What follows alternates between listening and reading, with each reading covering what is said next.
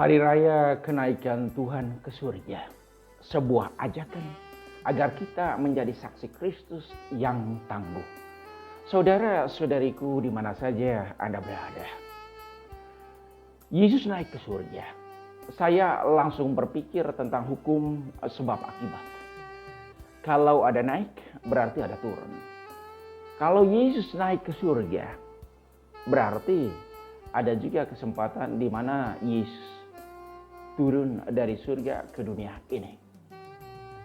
Itu kita dapat tahu pertama-tama dari nubuat para nabi. Teristimewa Nabi Yesaya. Dia katakan di kota Daud akan lahir seorang juru selamat. Akan lahir seorang penebus. Lalu yang kedua, kabar gembira malaikat Gabriel kepada Maria. Dia katakan engkau akan mengandung seorang laki-laki dan hendaklah engkau menamai dia Emmanuel, Yesus, penebus, sang juru selamat. Dan yang ketiga yakni ketika Yesus lahir di dunia ini. Itulah yang kita rayakan setiap tahun pada tanggal 25 Desember. Peristiwa Yesus datang ke dunia ini, turun ke dunia ini. Lalu kapan Tuhan naik ke surga? Itulah saudara-saudari yang kita rayakan pada hari ini. 10 hari sebelum merayakan Pentakosta, turunnya Roh Kudus. Dan itu yang dirayakan setiap hari Kamis. 10 hari sebelum Pentakosta. Saudara-saudari, pada perayaan Yesus naik ke surga. Pertanyaan untuk kita, apakah Yesus tiba-tiba saja dia naik ke surga? Tentu tidak. Dia melalui proses yang panjang. Setelah ia pertama-tama meyakinkan para muridnya, meneguhkan para muridnya, dan mereka sanggup untuk mengenal Yesus secara baik dan dengan berani mewartakan dan mengamini bahwa mereka adalah saksinya. Dan di saat itu baru Yesus naik ke surga. Lalu apa tugas Yesus selama ia berkarya di dunia ini? Selama ia ada di dunia ini. Karyanya yakni mewartakan dan memberi kesaksian tentang kabar gembira. Tentang kabar sukacita kerajaan surga. Nabi Yesaya jauh sebelumnya sudah mengingatkan kita tentang kabar sukacita kerajaan surga itu. Yakni yang buta bisa melihat, yang tuli bisa mendengar, yang bisu bisa berbicara, dan yang timpang lumpuh bisa berjalan, dan yang dipenjarakan itu terbebaskan. Bentuk konkretnya yakni Yesus mengubah cara kita berpikir. Lalu kedua, mengubah prioritas hidup kita. Dan yang ketiga, yakni menunjukkan arah jalan yang harus kita tempuh. Dan yang keempat, memberi kita prinsip hidup yang baru. Mari kita lihat satu persatu. Pertama, Yesus mengubah cara berpikir manusia. Dari hanya memikirkan hal-hal yang duniawi sifatnya, yang material sifatnya dan sementara saja, ke memikirkan hal yang lebih spiritual dan sifatnya kekal. Dan nilai-nilai spiritual itulah yang senantiasa kita bawa terus walaupun kita sudah meninggalkan dunia ini. Yang kedua, Yesus mengubah prioritas hidup kita. Orang yang percaya kepada Yesus, mereka yang senantiasa sungguh hidup di saat ini. Dan juga mereka meletakkan dasar yang kuat untuk masa yang akan datang. Dan juga senantiasa bersyukur tentang masa lalu yang sudah dilewati. Yesus ingin dari setiap kita yang percaya yakni hiduplah pada saat ini sesuai dengan konteks yang sekarang kita alami. Sambil meletakkan dasar yang kokoh dan kuat. Dengan penuh optimis untuk masa yang depan. Dan terus belajar dari pengalaman masa lalu. Dan mensyukurinya. Karena semua itu membantu kita untuk terus maju dan berkembang dalam hidup ini. Prioritas hidup manusia adalah nilai-nilai yang tidak bisa hilang oleh pengaruh zaman dan teknologi.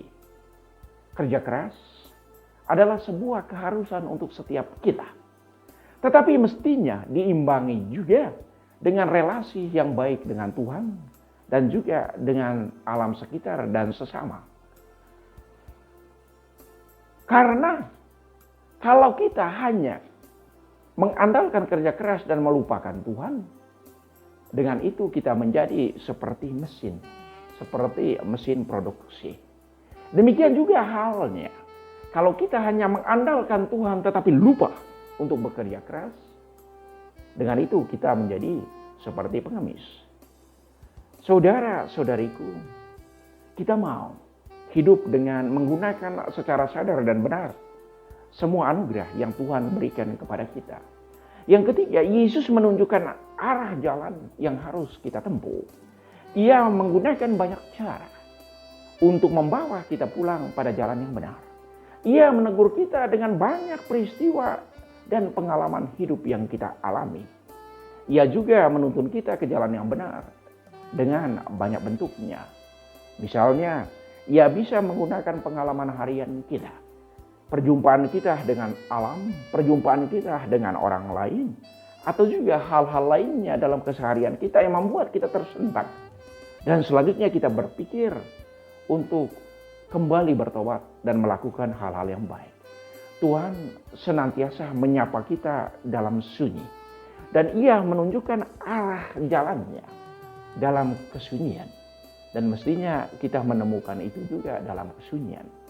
Saya teringat sebuah cerita tentang ada seorang tukang kayu yang hebat sekali. Dia punya bengkel yang besar dengan mesin produksinya yang hebat.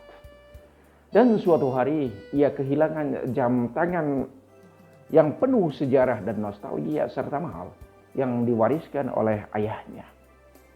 Di saat jam tangannya itu hilang di bengkelnya itu, dia berjuang untuk mencarinya, tetapi tidak menemukan. Setelah beberapa waktu ia mencari, juga tidak menemukannya. Lalu ia pergi untuk menjumpai seorang bijaksana, menceritakan situasi yang dia alami, dan kemudian meminta petunjuk dari orang bijaksana itu. Orang bijaksana itu cuma katakan begini, kamu pulang ke bengkelmu, matikan semua mesin yang kamu punyai, dan coba untuk ciptakan suasana hening. Dan pasti kamu akan mendengar bunyi detak jarum jammu, dan kamu akan menemukannya. Dan ia kembali ke bengkelnya, ia mematikan semua mesin, dan kemudian ia menciptakan keheningan di situ. Saat malam tiba, ia mendengarkan dalam keheningan detak jarum jamnya. Kemudian ia coba mencari dan menemukan jamnya itu kembali. Saudara-saudari, Tuhan senantiasa berjuang untuk menunjukkan arah hidup kita, untuk menuntun dan menolong kita dalam hening dan dalam sunyi. Pertanyaannya, adakah kita punya waktu yang cukup untuk mendengarkan Tuhan? Yang keempat yakni Yesus memberikan kita prinsip hidup. Prinsipnya simpel yakni lakukan yang baik, hindari yang jahat.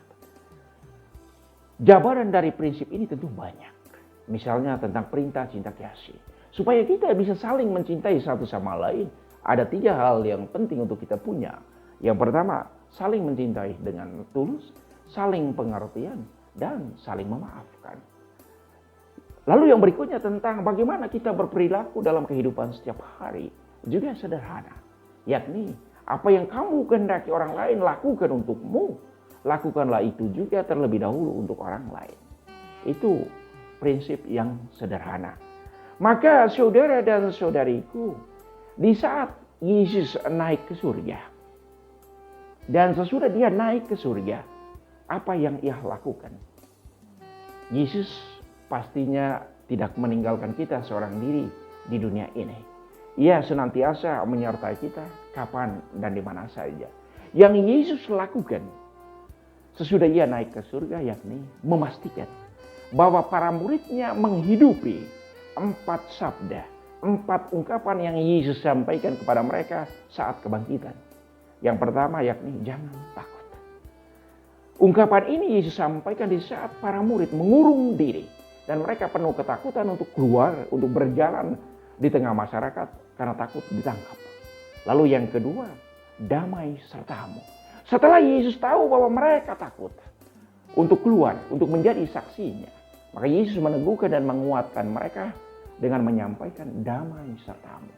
Dengan itu para murid dikuatkan dan diteguhkan. Mereka mengenal betul siapa yang mengungkapkan peneguhan itu, yakni Yesus sendiri. Lalu yang ketiga yakni terimalah Roh Kudus. Setelah para murid tidak takut, mengalami kedamaian, lalu Yesus menyempurnakan situasi itu dengan menganugerahkan Roh Kudus. Di saat para murid dipenuhi dengan ketiga hal ini, lalu hal yang keempat, ungkapan yang keempat yakni pergilah ke seluruh dunia. Baptislah orang dalam nama Bapa dan Putra dan Roh Kudus.